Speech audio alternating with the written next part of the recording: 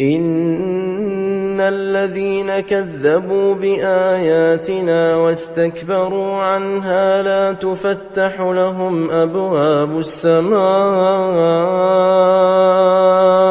ولا يدخلون الجنة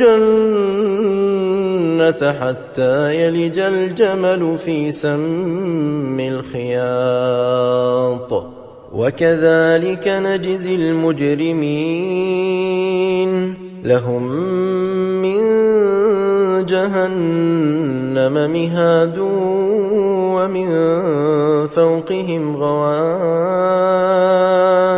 وكذلك نجزي الظالمين والذين آمنوا وعملوا الصالحات لا نكلف نفسا إلا وسعها أولئك أصحاب الجنة هم فيها خالدون ونزعنا ما في صدورهم من غل تجري من تحتهم الأنهار وقالوا الحمد لله الذي هدانا لهذا وما كنا لنهتدي لولا أن هدانا الله لقد جاءت رسل ربنا بالحق ونودوا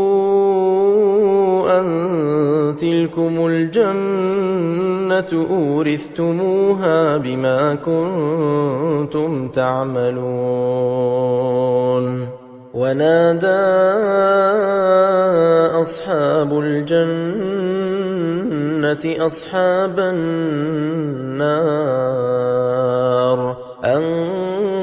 قد وجدنا ما وعدنا ربنا حقا فهل وجدتم ما وعد ربكم حقا قالوا نعم فأذن مؤذن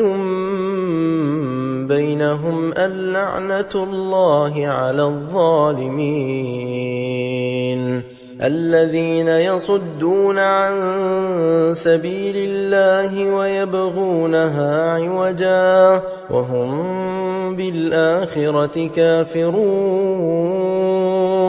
وبينهما حجاب وعلى الأعراف رجال يعرفون كلا بسيماهم ونادوا أصحاب الجنة أن سلام عليكم لم يدخلوها وهم يطمعون وإذا صرفت أبصارهم تلقاء أصحاب النار قالوا ربنا لا تجعلنا مع القوم الظالمين